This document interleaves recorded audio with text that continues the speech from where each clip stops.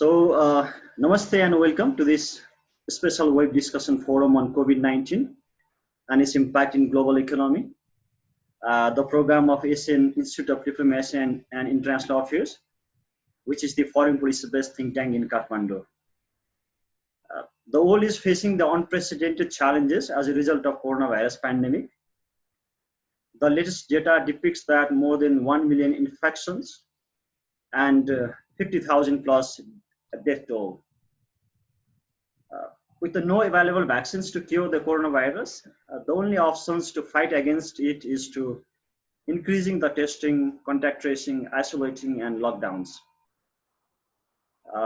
After Indian government imposing nationwide lockdown on last week of March, 1/3 of humanity is under the lockdown due to the coronavirus. So with this global public health crisis from the COVID-19 outbreak, there will be a considerable economic impact all around the world. According to the IMF, global economic recession as a result of coronavirus outbreak will be as severe than the 2008 financial crisis. We are observing the sharp decline in global economic activities. For instance, massive effects on tourism industry from the travel restriction, millions of job losses due to the shutdowns, significant disruption on global supply chains with the factory closures and exports restrictions, falling oil prices due to the demand shock in energy market. So during this online discussion, broadly, we'll try to contemplate major impacts on the global economy and short and long-term economic measures that countries are taking around the world and they need to take in the upcoming future. And also the imperatives of global cooperations and role of international institutions like IMF and World Bank to limit the economic impacts. So to discuss on these important current issues, we have very distinguished guest joining us from Nepal, Mr. Rameshore Khanal, sir. Who is the former finance secretary of Nepal. And similarly from India with us, Ambassador Anil Trigunayat, sir, who is the former ambassador to India, a former ambassador of India to Jordon, Libya, and Malta. And he's also the distinguished fellow at Vivekananda International Foundation. Similarly now, joining us from Thailand, Dr. Christopher Lingle, who is the political economist and also the advisor of AIDIA. So I'd like to welcome all of you to this webinar. Thank you. Thank you. Thank you. So maybe like we are going to discuss this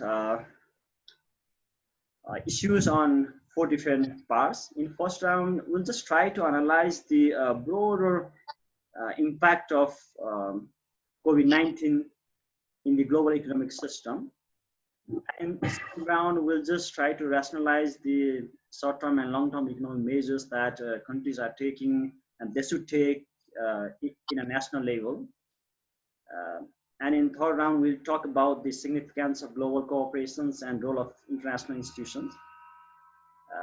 And finally, we'll try to analyze the likely post-crisis global economic scenario. We'll just try to divide in these 4 sections and try to analyze and try to understand what exactly happening due to this pandemic. So to begin with, I'd like to request each of you to give the initial remarks on the, maybe like you can reflect or provide the kind of sense, kind of understanding to our viewers about the COVID-19 and its impact in global economy. So if may I request, then can we start from the Anil, sir? Okay, good evening. Namaste. Thank you for including me in this discussion. As we all know that this is an unprecedented situation and it is a global challenge that for which no country in the world was prepared, and that we are seeing from the kind of spiraling deaths and infections through the coronavirus, which has been happening all across the world. Almost 200 countries have been infected with this, and it has wreaked havoc on the public health for the people, created a tremendous scare, psychological problem for the government. All governments, there is a governance issue. There is an issue of provisions for the large populations, especially countries like India, which host almost 1/6 of the world population. And therefore, these are great and challenges that have not happened. This kind of thing has not happened during the whole century. And it is a human catastrophe and going to be a disastrous economic impact until and unless the world comes together. Unfortunately, during this time, what one has seen is rightly so in a way that more and more nationalistic issues, the borders have been closed in order to contain the incoming virus infected people. The airlines, the communication networks, transports, everything has been stopped today. And that is why there is as such, if you know, the economy was going through a major patch of protectionism in the last couple of years. And that was causing a big problem. There was, whether it was the US-China trade war or whether trade war with other countries under the Trump administration. So all these things had already been giving big problem. And the world had not even recovered from the 2008 financial crisis. And what are we facing today is an additionality of gigantic proportions. Today, all factories have been closed, manufacturing units, people are unemployed. And as in your synopsis, you rightly mentioned, the kind of challenges at the grassroots level everybody's facing. In India, Prime Minister Modi took an early lead, and therefore the numbers of infections, corona infections have been rather less. But at the same time, India has 1.3 billion people, and the community spread could be far more dangerous, and this could multiply in no time, as we have seen in rest of the world. In India, we are also looking at the testing kits were not available, and so therefore they are trying to prepare. But this 21 days lockdown has actually, although impacted badly on the economy and major sectors of the economy, but has also provided the government certain lead in order to prepare itself how to counter it. That's why lakhs and lakhs of bags have been prepared, the units have been, the PPE kits and the suits and whatnot, all kinds of possible prevention methods have been put in place, and curative also. World is waiting eagerly for some kind of a vaccine to come out, and today there was a good news which came out of China that they are almost treated it. Of course, conspiracy theories are going around about China's role in this, but at the same time, this has to be fought globally. The world has to share the balances, and I'm happy that the IMF has said it, that today the managing director of the IMF has called it something unprecedented, and they have agreed to open up their war chest of $1 trillion to help the economies. The G20 leaders, when they met in the virtual summit, had decided to inject about $5 trillion in the different economies. But we have to take care of the underdeveloped, not fully prepared countries, because this virus especially has mutated almost 47 times by now, as per reports, and it is likely to go up to 300. And every mutation would have a problem for the new vaccine. And so therefore, social distancing, keeping people indoors is the initially a good method, but how far it is going to succeed in containing it is debated. Okay, can you also try to give us the sense about the falling oil price in the Middle East and then its impact in global economy? Because like you have been also serving as ambassador over many countries around the Middle East. So, well, as you know that this has been acknowledged. This has been acknowledged today as the world is officially in recession. So if you come to think of it, there is an Economic Intelligence Unit report last week which said that but for India and China and probably Indonesia, all other major economies are going to decelerate to -5 to -7%. India is still likely to be the fastest growing economy of 2.1% as of last week, and China and Indonesia at about 1% they might grow. Now you can imagine from the high growth rates of 6, 7%, 5% coming down to 2.1% and more. I mean, this will not take into account the overall impact because we are also still in the dynamic phase as to what extent the industry, the economy, the services sectors are going to be impacted because the world is totally integrated today. And anything happening in one part of the world, we are seeing today from the matter of supplies that are coming from one place, and the moment it doesn't come from China, the rest of the world is having a problem. So there is this interdependence. So even if like the United States economy is today going to suffer tremendously because they have the highest number of cases, and that is the greatest economy. China is again seeing some kind of resurgence in such cases. That is going to be a big problem. India is still on the to enter the third phase. And if that happens, which means the community spread, we are looking at a far, far disastrous consequences. But globally, everybody is trying to do their bit. Every country, like in India, the government in the first phase has announced some respite to the tune of about $23 billion for the people. Similarly, the various states are doing something. We are receiving some funds from outside also. The World Bank has given $1 billion to India to fight the COVID virus. But these are all going to be temporary measures. We'll need to work much more to kickstart the economies as and when things come to that stage. But at the moment is the biggest challenge for any government is to contain the spread of the virus and to fight it so that the health of the people can be preserved and the economy can at least function at the common minimum level. Okay. Thank you, sir. Thank you for your remarks. Now I'd like to request Rameshore sir to put forward your remarks on the impact of coronavirus in global. Most of the issues have been raised by Anilji. I'd like to supplement on what he has said. In the initial stage, in the first week of January and second week of January, many countries thought that this is only an endemic in China, so nobody thought about the seriousness of this disease. In the first few weeks, people thought that the supply chain breakdown can be restored. So there was a problem of the supply chain breakdown because China happened to be the major supplier of primary material, intermediary material, and also finished goods to many of the industries outside China in all the countries, including in Nepal. Many Nepali factories also import intermediary goods, spare parts, machinery from China. And that was the first thing that the world community felt.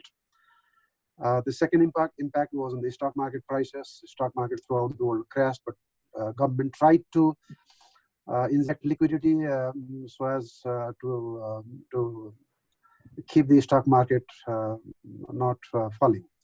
That was successful sometimes, that was not successful other times. Then the oil prices declined. Now, in the last 3 months, the transport industry throughout the world is totally broken down.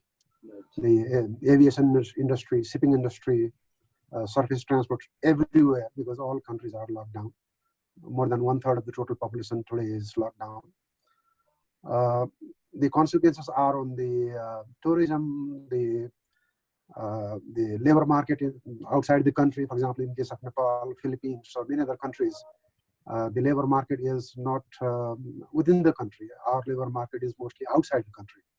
Most of the jobs are coming from outside.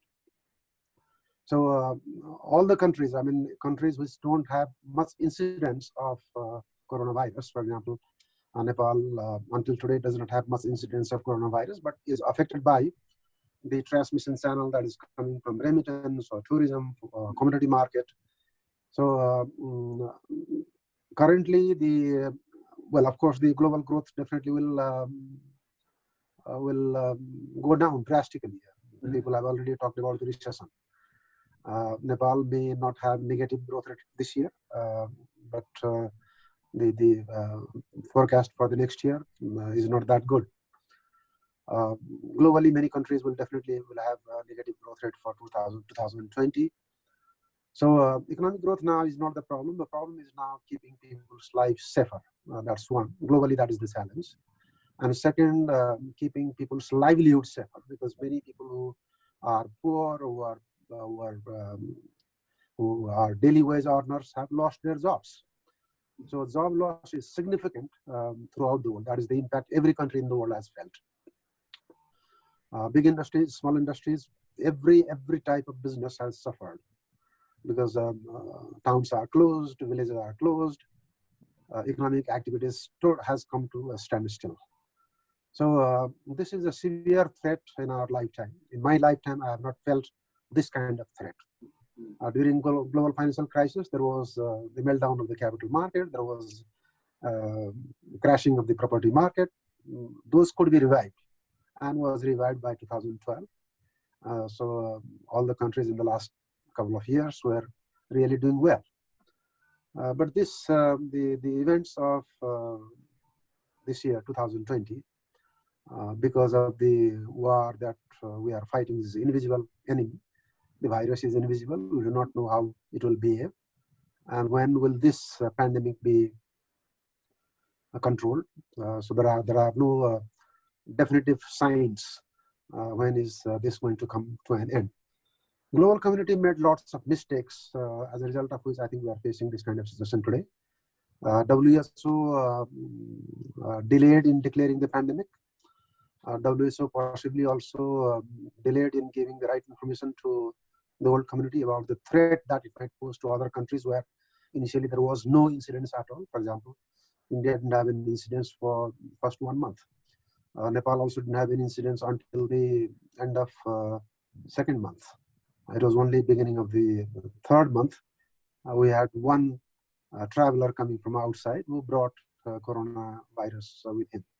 So had the alert system been prompt, had the Chinese and the WHO been alerting the world community about the nature of the virus, the way it mutates, possibly much of the damages that virus caused to the world economy could have been prevented. So that's how I see it. Okay, thank you, sir. Yes. Now I'd like to request Christopher sir to put forward your remarks. Yeah, I'd perhaps pick up on that last point. The impact of the coronavirus depends on one's interpretation. The two narratives that are being promoted are incompatible. One, that it's highly contagious, and two, that it's very deadly. They both can't be true. There's no evidence that if it's highly contagious, that means many more people have it than are currently confirmed through tests. And if that's true, then many more of them should be dead, if the second one is true. And that's not the case. The numbers are going up in some countries more rapidly than others. At the moment in the United States, Nepal has a very small number. India, despite the very large population, has a very tiny, in terms of percentage number, at least what's reported.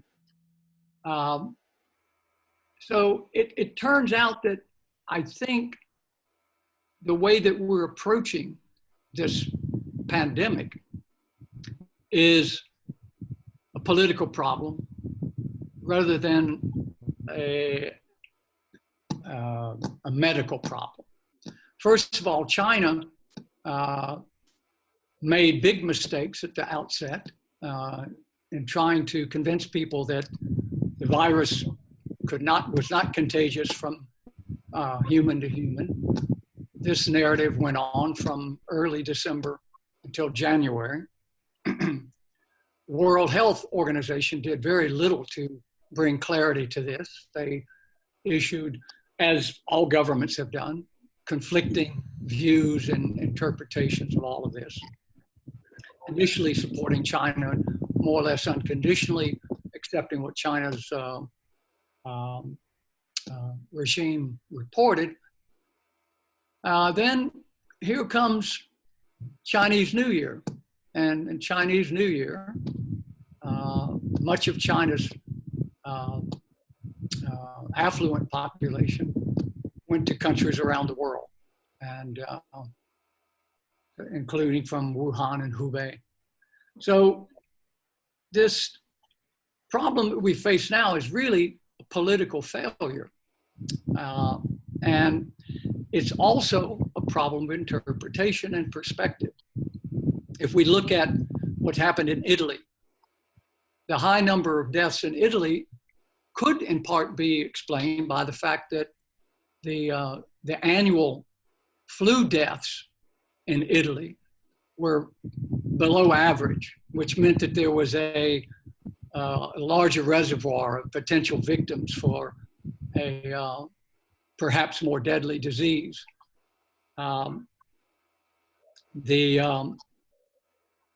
Italy has a very high average age, and virtually, if you look at the demographics of this virus, although the reported cases, the confirmed cases, affect all age groups, the death is in 50, 65 and over. It's very high for those 90 and over, 80 and over, 75 and over. So this could have been addressed in a different way. It was clear at the outset the demographics meant that we should have isolated the elderly. That's easy to do. They're self-identified, and they could be well informed about this.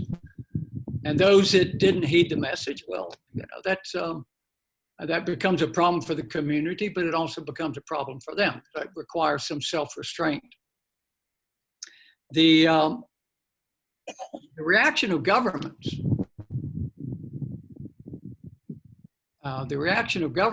to shut down their economies, I think was a big mistake.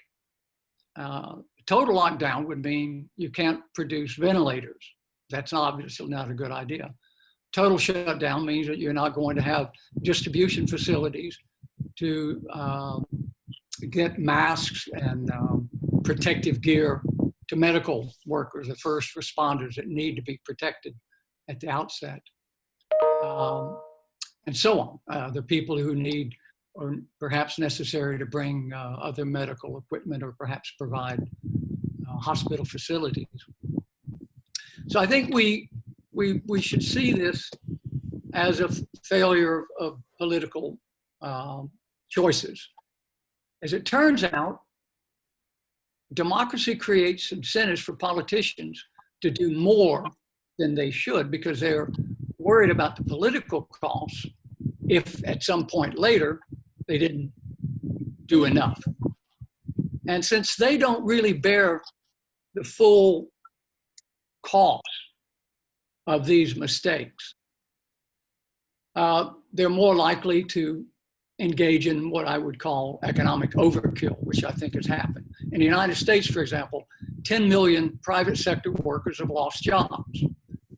Now, how many public sector workers do you think have lost jobs? Probably, I could count them on one hand. I have no data on that, I'm just guessing. But there's been no reduction in the public sector. But the private sector's borne the full brunt of these political decisions. There's been no giving up. There's only been more demands by government to have more powers and to have more control over resources. There are many other things that could be done. Now, when it comes to this so-called stimulus, the idea of economic stimulus is based upon faulty economic models. There is very poor or almost no evidence of the efficacy of the success of the economic stimulus. If we look at Japan, Japan's had economic stimulus since the bursting of its bubble economy in the late 1980s. They have had successive fiscal deficits. They've had They've been driving down interest rates into negative territory. Now, if economic stimulus worked, Japan's economy would be vibrant, productivity would have been higher, and they wouldn't have had an accumulated debt that they have, because the stimulus would have generated enough economic activity to repay the debt or to make the debt unnecessary. But in fact, it's like we've seen in all the Western countries that have followed Japan's lead in that regard, driving interest rates down more and more and more. Spending creating larger and larger fiscal deficits. It's had no positive impact. So China's the same. I mean, China's, despite the heralded success of China's stimulus after 2008, China's economic growth has been declining steadily since then. So I think we've got a combination of problems here. We've got conflicting narratives about the nature of this virus. We've got poor political judgment, and we've got a bad economic model that politicians are relying on. And this is the perfect storm. It's a tragedy. It's a human tragedy and the costs are being paid by the poor migrant workers in India that have been forced to leave their day jobs where they lived hand to mouth, day to day. God knows how they're going to be able to survive when they left their homes because there wasn't an ample means for them to make a livelihood there. They had gone to the larger cities or urban areas. The enormous human cost that goes beyond as I said, here in Thailand. Thailand started, it was the first country outside of China to report a case of the coronavirus back in early January. And here we are in the early week of April, and they've got just over 2,000 confirmed cases over that almost 3-month period, and only, I think today, roughly 20 deaths. Now, the entire economy is almost shut down. I'm on Phuket. The island is isolated from the world. There's no way in or out by air, sea, or land.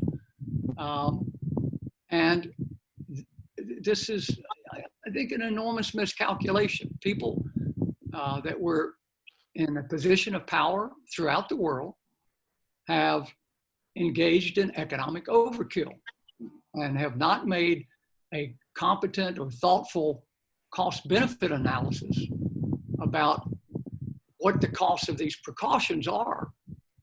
And those bills will come due. The problem is the politicians probably won't pay them.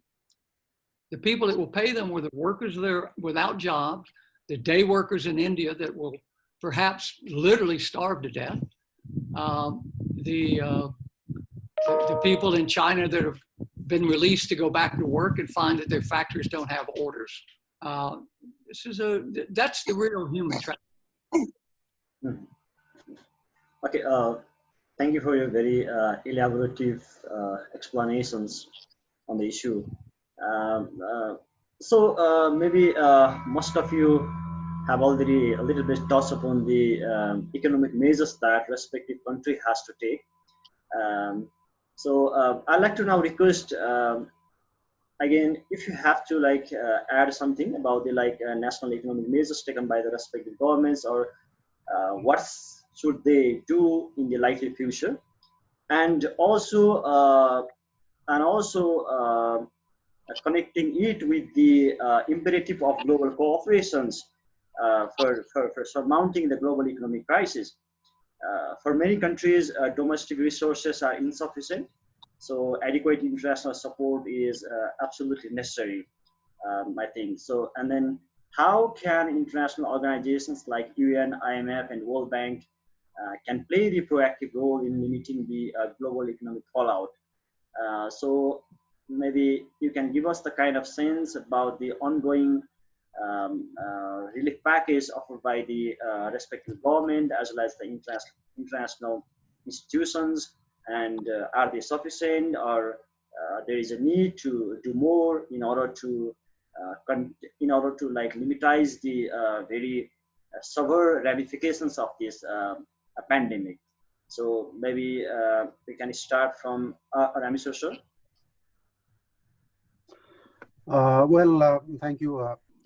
In case of Nepal, the economic impact, of course, is severe because tourism industry suffered.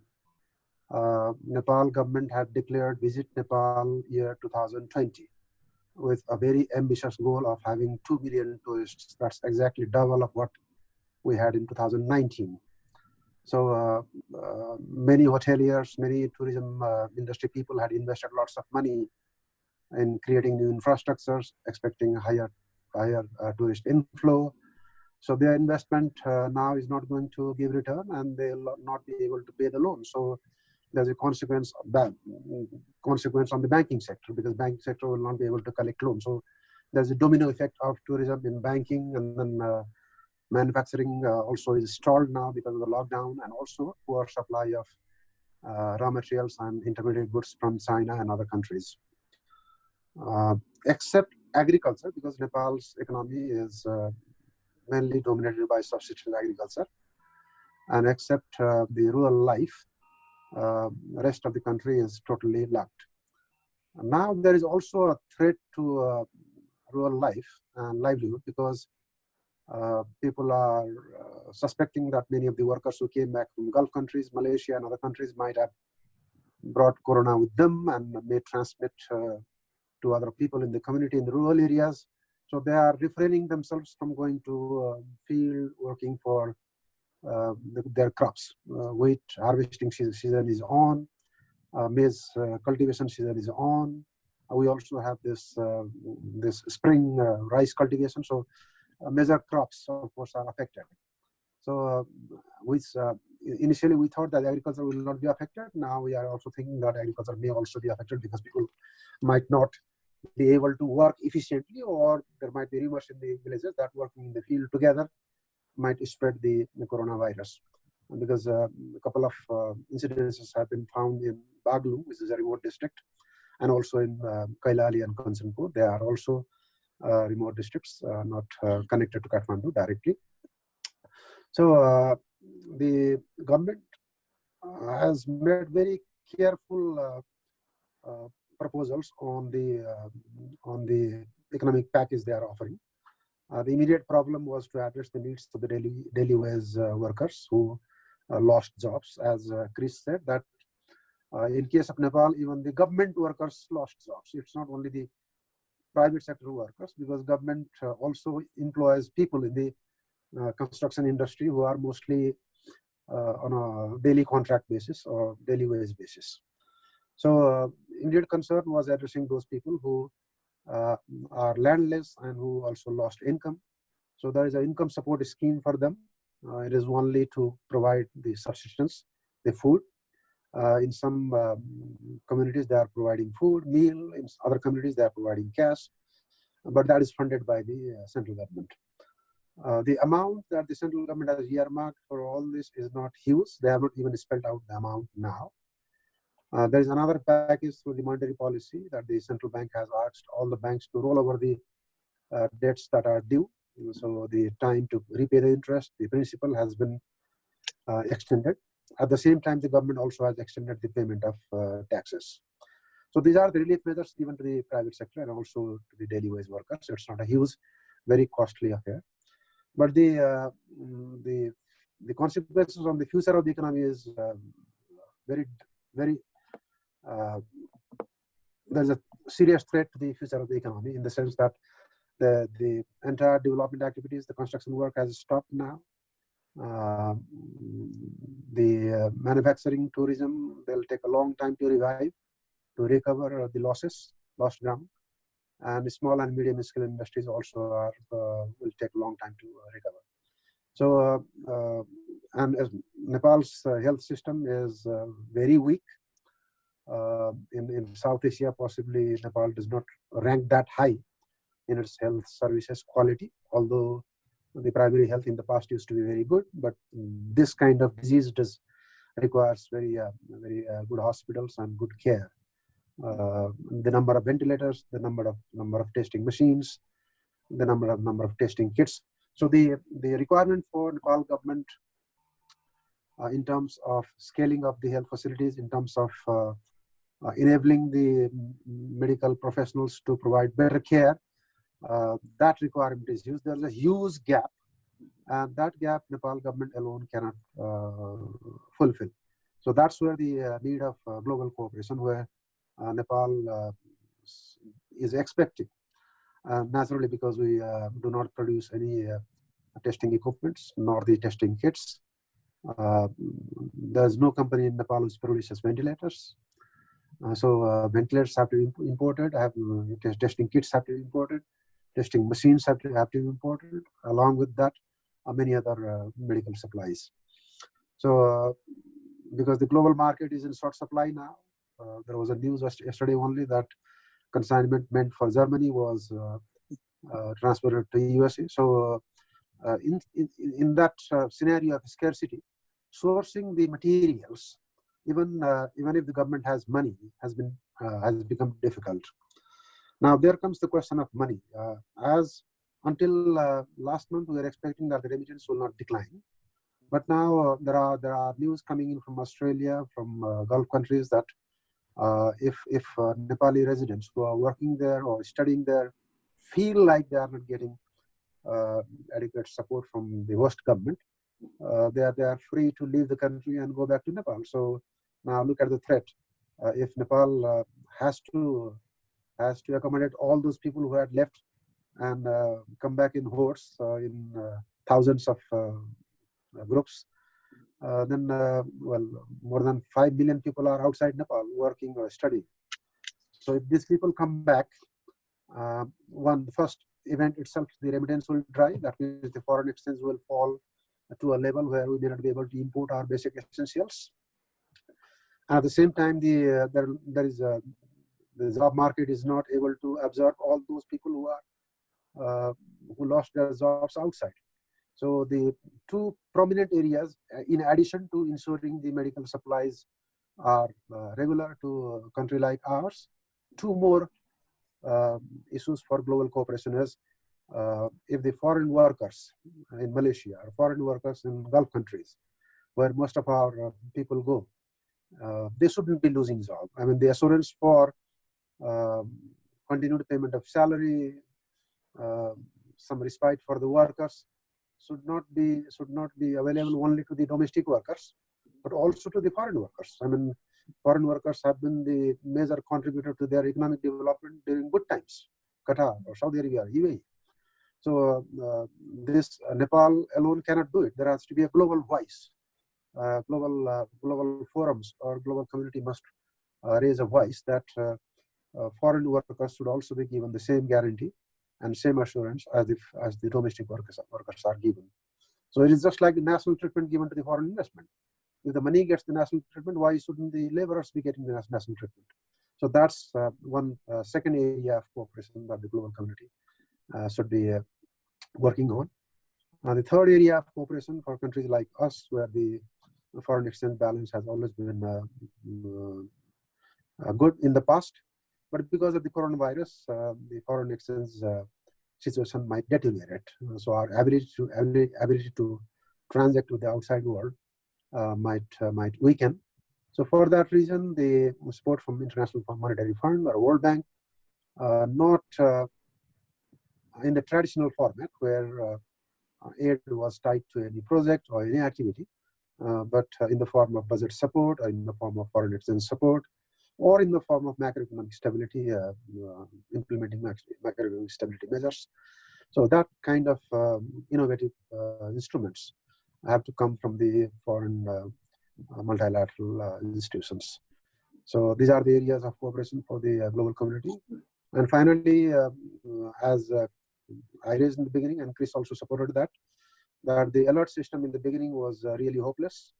Both China and WHO didn't warn, didn't alert other countries that the threat is so huge. Today we know that the threat is so huge. So in terms of the sharing of information about how this is spreading in other regions and how the threat might affect us in the future, countries like Nepal should also be available freely, and there should not be any screening or any sort of censoring of the medical information that is coming from different countries. Thank you. That's fine. That's fine. Yeah. So, Anil, sir, your take on the Indian government initiative about the economic measures. What are the initiatives taken by the Indian governments in order to cope with this pandemic? And what is your perspective about the international cooperation? How do you say it? Well, Shyamji, at the beginning, I would like to completely endorse what Khanal Sahib mentioned before me. And he has brought about all the points that are required basically to resuscitate the economy and public health in Nepal. Let us multiply it by many folds and apply that to India broadly. That is what precisely the direct situation is. I also fully agree that with Dr. Chris about the Chinese initial role by suppressing the information about this deadly disease for almost 6 weeks, which were very crucial. Lost. Meanwhile, hundreds of thousands of Chinese went around all over the world, and that's how this got contacted by different parts of the world, especially in Europe. The word colonization by China or colonization by Europe, there is a conflicting theory which is going on around. As far as India is concerned, this is 1/6 of the world population that we are talking about, 1.3 billion people. Now, the biggest problem that a country like India faces is, especially when, like rest of the world, India was also not prepared to deal with such a contingency. So early on in January itself, India stopped flights from China as soon as it was noticed. It evacuated its own people. But at the same time, it took a little while longer till such time that on the 25th of March only that it put down the complete lockdown after the Prime Minister thought that it could move around a lot. And so keeping people within the confines of their houses and because of the popularity of Prime Minister Modi, I think has been vastly successful. Now, it was the adequate time was not given to the migrant labor, as we call them, from different parts, especially in Maharashtra, in West Bengal, and different places wherever we have them, or Delhi, that there was a provision for them, which was simultaneously being given. And they were expected to stay where they were. The landlords were asked to waive the rent, or the government was to pay. 1,500 rupees was given to everyone. There were provision for food for them, everything. But you can imagine that this caused a lot of havoc in the people. People started walking because all the transportation came to a halt, no intercity transportation. So it could have perhaps been, done in a little better way, but then this is no step is fully perfect. Whether you take 10 days, you'll always have a certain number of people who would not have moved and would like to move last. I have seen this when as an ambassador in different countries, when we try to evacuate Indians from those countries, large number of them don't want to go even. And then when things become much worse, then they say, okay, please pull us out. Now, that is the kind of thing that happens because these are subsistence labor. And this is the biggest problem that India is facing today. And that is the problem that will be of unemployment. Unemployment of people from the unorganized sector, the people who have left or the marginal farmers. So they need the biggest assistance in the meantime, till such time that the normal economic activity starts and wherever they are able to find it. So we are looking at least 4 quarters of depressed economic growth in India before things could perhaps better look up. But then out of everything, you also have a certain silver lining. The world has seen today that you are very largely dependent on China, even for your healthcare, which is extremely essential and should be treated like you treat the defense of your country. The kind of allocations that should be given to healthcare sector that needs to be given. That's what one has to look at it in the longer term perspective, so that the human health of your people is extremely important, and that needs to be addressed individually. What I'm worried about is that, of course, I mean, in India, as you know, that we have already launched many programs, and a lot of assistance is being given. It'll take time for it to reach out to the right kind of people. But fortunately, in India, for the largest number of people today, because of the Aadhaar and the linkages, everybody has an account, and therefore direct subsidy, direct government grants can be credited, which are being credited to the marginal farmers and to the landless and to the laborer class, or almost everybody. And they have announced several measures, and more are yet to come in the process. So far, as I said, about $23 billion have been committed by the government for an immediate injection for the public, basically, and the smaller businesses to provide them some kind of working capital. Of course, the industry, all segments will not be affected in the same way in India. Tourism, as was mentioned by Khanal Sahab, is same as for Thailand. I mean, it is going to be impacted badly globally, everywhere. The several industries like the auto industry, the transport, the air aviation, manufacturing, chemicals, all of them are going to have a problem and will take a very long time to come up, including textiles, gem jewelry, and all, on which India depends very heavily. But at the same time, what we have is that certain industries are going to do reasonably better. One of those is drugs and pharmaceuticals, FMCG industry, food processing industry. I mean, those are the ones that will, at least in the interim, by virtue of the immediate requirement of the people, will continue to work in the economy. Thirdly, 65% of India's economy depends on its services sector. And the large section of it amounts to a huge amount of information technology products, ITES services, and other services, financial services. So they all will depend on how the markets in the West, essentially, but that's your major market, take off, or whether these services sector is going to be heavily impacted there, then it will also adversely impact it. And therefore, given the kind of diversity of the Indian economy, and we are hoping that the agriculture that constitutes about largest number of people, but at the same time, 15% of the GDP will likely have a better crops this year because of the monsoons, which are expected to be good. So we are looking at an economy that in certain areas will have a devastating impact, like the global global value chains. In the others, it is going to have a problem. Another thing that is going to help a little bit India in the short term are the low oil prices. We import almost 80% of our requirements, and which is almost 70 to 80% of our import value. So that has also provided the Indian government adequate funds that are being channeled for various subsidy schemes and cash incentives for the people. So I know that this is going to be a very, very difficult period, both at the individual level, collective level, and the state level. It's a major challenge. But like everywhere else in the world, one would see that the state's role is going to be increased in the post-COVID era.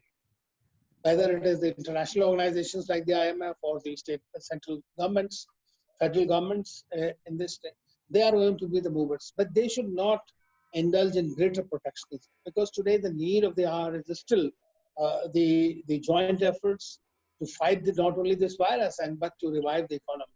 If you produce something, you need markets. When people make money, they travel. And that's how the tourism will also prosper. So all these are interlinked activities in an economic domain. And I believe that we have to work on all of them together. Now, whether the schemes being offered, like European Union has today decided $300 billion for their own people. But you know, the European Union was the free movement of people among themselves. And today they have their national borders.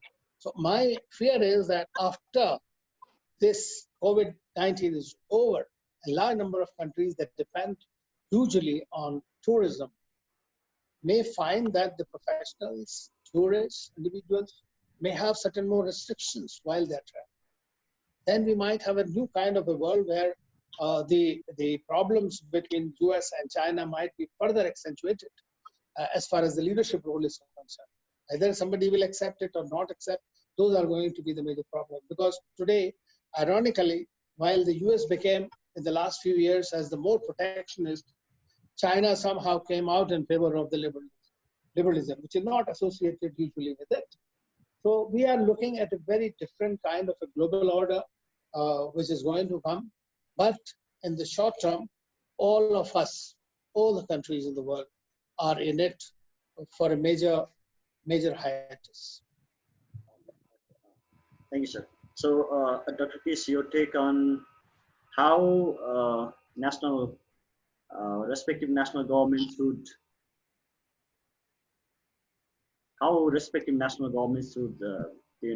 put forward the pragmatic policy measures in order to deal with this pandemic, and as well as the significance of global cooperations to deal with this very unprecedented time. Okay. Am I on or? Yeah, right. Okay. Seems that my video never comes up. Maybe I'll just turn it off. No. You can look at it. Yeah. You know, when you examine what governments are proposing to do, again, it's based upon a flawed model of economics. They're trying to create something out of nothing by creating new pieces of paper, call them dollars, rupee, yen, whatever, or bonds, but doing nothing to change the fundamental aspects of the economy. If they wanted to really have an impact to stimulate an economy, then you stimulate productivity, you stimulate investment, and you do that by reducing the obstructions the way that India did when they abolished the license Raj.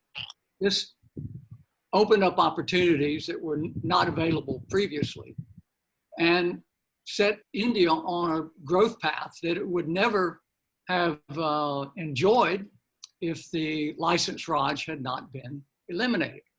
So the rest of the world should take a look at that and think about it. End all tariffs, end all protectionism, end all kind of policies that interfere with the capacity of people to engage in trade with one another, to create new businesses, to create new jobs. And that is the basis of economic growth. Creating new pieces of paper, whether they're called through quantitative easing, some sort of ridiculous zero interest rate policy. These are all, and they've proven to be ineffective. If they were effective, they wouldn't have continued for so long. In a way, it's as though policymakers are in a deep hole and they need to get out. But the only tool they have is a shovel. And that's the economic model. So they keep digging. Interest rates go lower. Nothing happens. They dig some more. Interest rates go lower. It doesn't work. They try fiscal deficit. Doesn't work. Weren't big enough. Make them bigger. Dig deeper. So now we're sitting on top of a global debt bubble that was waiting to blow up before the coronavirus sneaked up on us. So we were in a very weak and vulnerable position because of poor economic policy choices, certainly since from the early 1990s, we can go back. Even the use of the term economic crisis was almost never used until the 1990s. And despite all the best efforts of the International Monetary Fund, despite all of the money that the World Bank has thrown around, we've had recurrent crises. And people don't seem to be able to see that there could be something wrong with the fundamental model that's motivating these policies. Now, the model is what economists call aggregate demand management,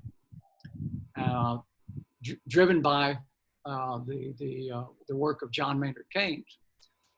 And that doesn't address the fundamental problem, is that you have to have production before you have consumption.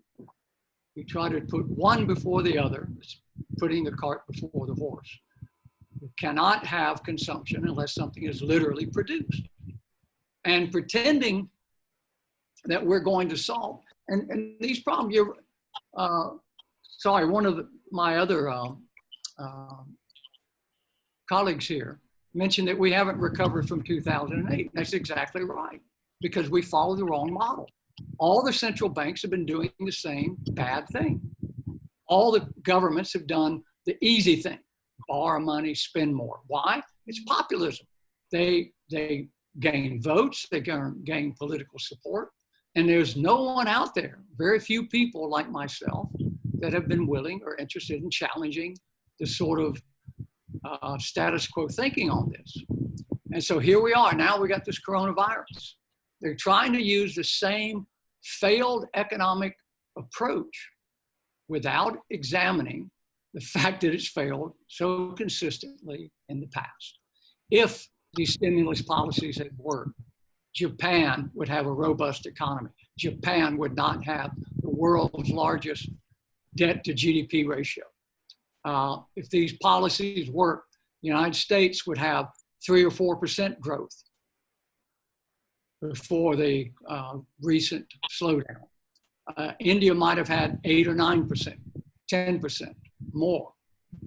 They would have been on a much sturdier track. But governments are not giving up anything now. They're taking. They want more control over human lives. They want more control over resources. And they're driving us further and further into debt. Now, governments could give up tariffs, give up nationalism, give up populism, give up subsidies, give up the protectionism. In the United States, we have something called the Jones Act. The licensed Raj could learn from the Jones Act. The Jones Act requires that all seaborne freight that comes in the United States must be on US registered ships and with US registered stevedores and so on, or seamen.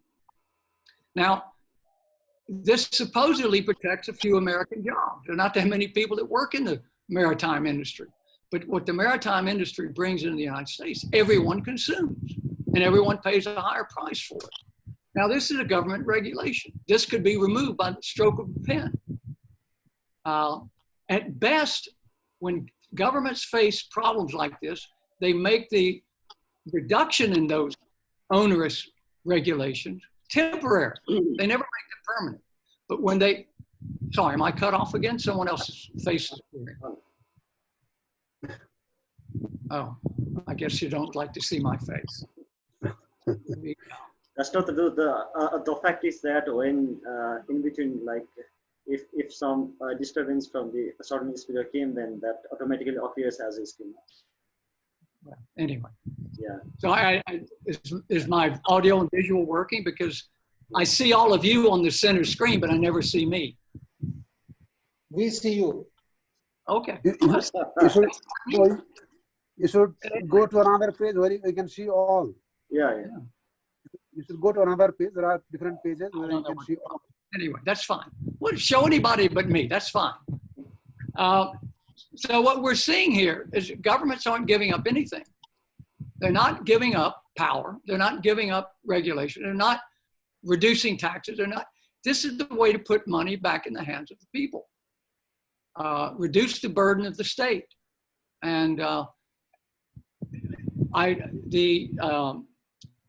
in Nepal, the public sector consumes 30% of GDP. Now that's very high. In the United States, for example, in an advanced economy, it consumes less than 20%. This is a high burden on a low productivity economy. So these are the kind of things that we need to look at. And these are fundamental changes that instead people are looking, how do we expand the state? So that won't be temporary. Any contraction of the state will always be temporary. Any expansion of the state is almost always permanent. We need to be well aware of that. And we need to be cautious about that. Can Nepal afford 35% of GDP going to the government? 40%? You know, it turns out that governments don't produce jobs. They can create a job, they can give someone a job, but they create a tax burden that destroys the job in the private sector because it has to be supported by tax. So it's a net drain on the economy. Public sector employees don't contribute to the tax pool. They're paid out of the tax pool. Whatever they earn is coming out of the taxes paid by the private sector. So we have to understand these things as a fundamental problem. And if we continue to try to solve these the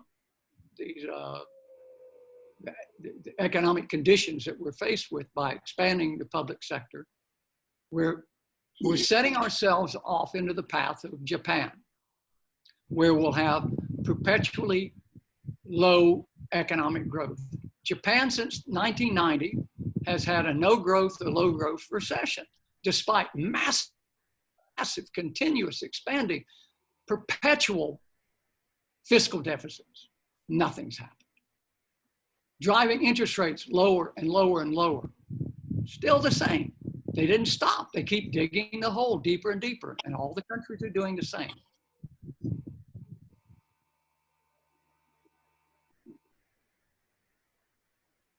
Well, and I don't know if I'm speaking or not because I never see my photo. I'm not sure who's in the center there. Yeah, you are speaking. You are speaking. We can hear you very clearly. It's just odd. Anyway, as far as the IMF, the International Monetary Fund, the World Bank, they're part of the problem. They're not the solution. The World Bank's so-called $1 trillion came out of some taxpayer in some other country, which means that that's $1 trillion that was not available for the private sector to create jobs that might have kept those Indian day workers employed in better jobs where they could have remained in place, would have been able to resettle in the urban area by having a better job rather than a day-to-day job. The World Bank, much of its lending has been wasteful.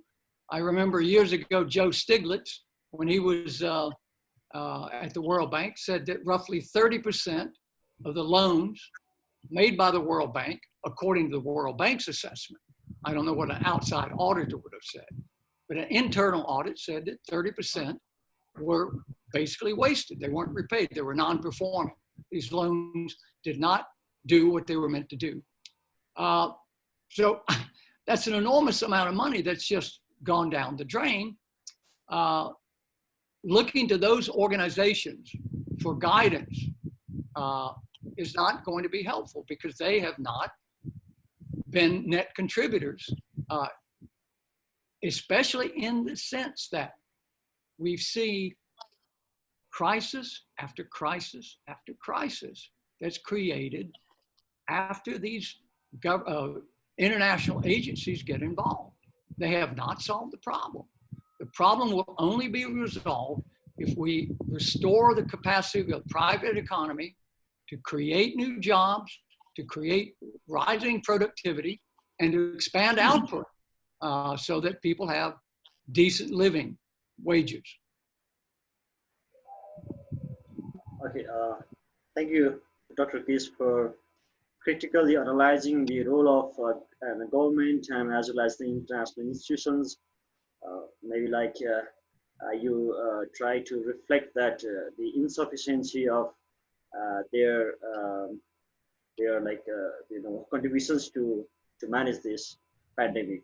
In the meantime, I would also like to ask you to give us the kind of sense about the how you want to analyze how you view the post-pandemic economic global order.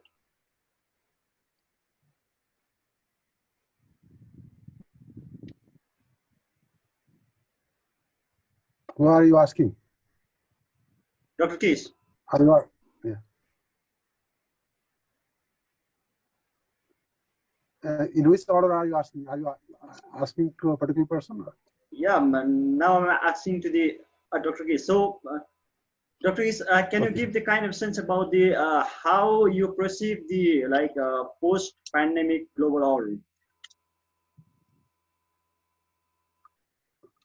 Sorry, is that directed to me? Sorry. Yeah. Well, it can go either way. At the moment, I'm quite pessimistic. As I said, the expansions of state power, whenever they occur, tend to be permanent. When Franklin Delano Roosevelt declared states of emergency in the beginning of the Great Depression, it created an enormous expansion in the role of the state in the U.S. economy that has continued since then. Nothing was removed. Very little there was very little cutback in the role of the state. So we may be facing the same thing. And I think this is an insufficient amount of caution on behalf of citizens in demanding that government provide security at the cost of their future liberty. That is, their freedom of choice to live their lives. Because what we'll see increasingly, and people have praised China's use of big data to be able to deal with the disastrous decisions that the Chinese regime made that required them to turn to that big data. Big data is only a big problem when it's in the hands of big government. Bill Gates cannot do anything for me. Bill Gates cannot make me go to jail. Bill Gates cannot make me consume or buy Microsoft. Jeff Bezos can't do anything. But Donald Trump can have me put in jail. He could send me to war using big data. We need to be aware as citizens of the long-term threat of encouraging the state to take on more powers, to control more resources. It's something that's being lost now. It's not part of the debate, at least that I hear. Unfortunately, I don't normally watch TV, but because of this lockdown, I'm having to watch TV. I see the BBC, I see Al Jazeera, which to me probably the most reliable source of just raw news. Various other news organizations, and there's no one questioning, what's going to happen is what you're asking now. What's the post-pandemic world order going to look like? Many people who are opposed to private sector activities in the economy, whether they be socialists, progressives, of the left, whatever you want to call them, they see this as a great opportunity. They see a silver lining in the cloud. They're in a certain way thrilled at the fact that there's so much human suffering because they believe that it will fulfill their ideological agenda. An agenda, by the way, that's never delivered on its promises. Whether or not you talk about Venezuela, whether you talk about Cuba, Soviet Union, or China under Mao, where all these shared sacrifices were supposed to bring a glorious end. It's never happened. Where we see rising prosperity, we only see it where there has been an increase in the role of the private sector in the economy, where there's been more economic freedom. India is a prime example of that. with the demise of the License Raj and the reforms under Rao and Singh, India would never have experienced where they are today. They would still be struggling under those onerous conditions that they inherited from Nehruvian socialism. So now the other thing, the optimist in me, is that markets always prevail. If you look at the deepest, darkest days of the Soviet Union, I went to the Soviet Union, or to what's now more prosaically called Russia, during the 1980s, and there were black markets everywhere. People find a way to get around government regulations that interfere with it, having a better life. And I have high hopes that people will understand that. The provision of face masks, which are now becoming increasingly in demand or even required as they are here in Thailand, they're going to be fulfilled by private sector action. The prices will plummet, even if they are temporarily high because of shortages. The private sector will come to solve that problem. Ventilators, new companies are now producing ventilators by the thousands that were not producing them previously. The main obstacle in the United States for the testing has been the Food and Drug Administration not being willing to give up its power and its control over the medical industry. The same with pharmaceuticals, the access to pharmaceuticals, whether it's for coronavirus or for one of my friends died of what we call in the US, Lou Gehrig's disease. There were drugs around the world that were being tested, but they wouldn't allow someone who was dying. And the only thing the drug could do is kill them, but they're going to die from this disease. This is a sort of bureaucratic mentality that I hope could be broken by this rather than strengthened, but we'll see. So we have two possibilities there. I would like to be optimistic and see that we have people around the world, but the problem is the Trump administration bought the support of the American people by offering them $1,200.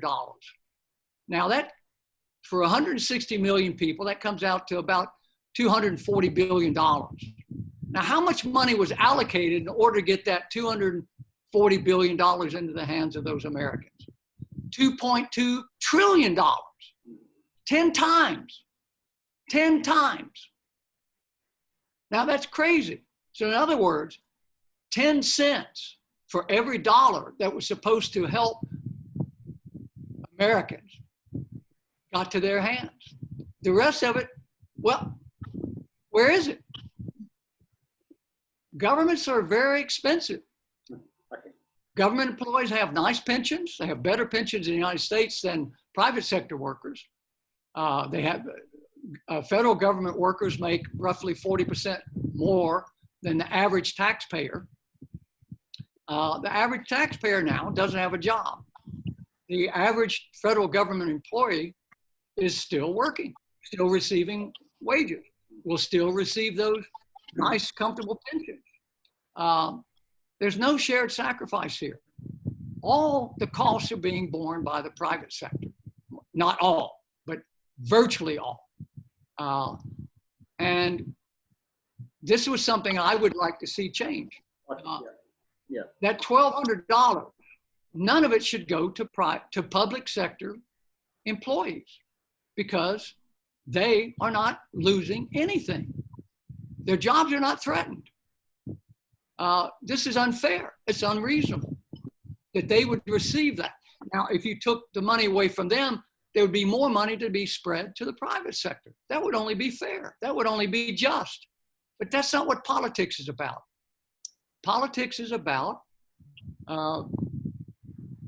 promoting the re-election possibilities of, in this case, the Trump administration or the Modi administration, or wherever it may be.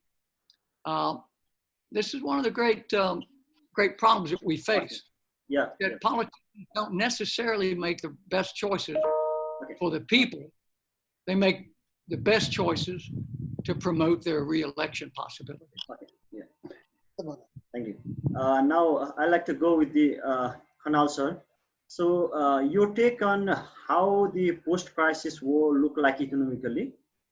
Will there be any fundamental or structural change in the international economic system? So I want to go with Khanal sir. It's been nearly a quarter to 2 hours, so I'll be very short. Yeah. One, the role of the state will definitely increase, particularly in the case of the health service provision. The private sector health providers have not been effective anywhere in the world. It is, whether we're talking about Nepal or India or the United States. So every citizen should definitely deserves better care. And many people may not have access to very expensive private sector healthcare. So globally, there might be a trend of state provision of the health services. That's one. Secondly, countries will definitely be more protectionist. We've experienced that having all the factories located in China, the supply chain does not work. So you will have to think about protecting your strategic industry. So as to protect the strategic industry, what you will do, definitely you will try to have everything produced inside. That's what the Trump was talking about all the time in the past, and that's the reality. I mean, we cannot definitely. The markets always concentrate resources, production in one single place if there's profit. So in this point, I disagree with Chris that if you allow the market to operate freely, then tomorrow also everything will concentrate in China because they have the better logistics, they are more efficient, larger population, so better labor force. So the global community will definitely think about having some kind of protectionist policies. Okay. That's it. Thank you, sir, for your very brief remarks. We're also really going too long, I guess. So now I'd like to ask Anil, sir, for your take. So how you see the post-crisis world would look like economically? Do you see that there is going to take place any kind of fundamental or structural change in the international economic system? Anil, sir? Well, what I feel, Shyamji, is that what is likely to happen more is frankly been evident in the past 3-4 years. We have seen greater protectionism in the World Trade Order. We have seen the decimation of international organizations. We have also witnessed higher tariff wars with various countries by the Trump administration. So that is very likely to continue. And this coronavirus has actually created the bigger boundary walls around the territories of the countries. And I believe that that is unfortunate because we have to work together, because the coronavirus is not the only problem that the world is going to face. We are facing problem of terrorism, we are facing cybersecurity, we have to enter into an artificial intelligence-driven world, we have to move effectively into Industrial Revolution 4.0 globally, and where the chances for the countries like ours, the developing countries, are there to catch up. And if there is going to be greater protectionism, that is going to be highly ineffective and will dent the progress of various countries like ours. And therefore, it is extremely important that the international organizations are strengthened and that there is a free movement of persons, goods, and services across the borders. But I have my doubts that it will happen, or some of the leading countries would allow it to happen. Of course, you will, in the nearest future, one would be witnessing a bigger China bashing, and China bashing the rest. And therefore, we will see probably, because China has discredited itself, unfortunately, in this whole thing in the beginning. Today, it is trying to catch up by providing all the assistance. Unfortunately, it's the factory of the world. So everybody depends on it in the near term. But we will see that gradually there could be the same old self-reliance model kind of things. The manufacturing and service industries could perhaps become more prominent. Thank you. Thank you. As the pandemic is ongoing, it is really like hard to analyze moving around the like 360 degree. So like bringing every aspects into the discussions. At least we try to broadly, try to identify and try to contemplate the overall impacts that going to create by this because of this pandemic. So I'd like to thank you all of you for your like time and your thoughts. And thank you. Thank you. Thank you very much. Okay. Thank you. All the best. Stay safe, everyone. Yeah. Now,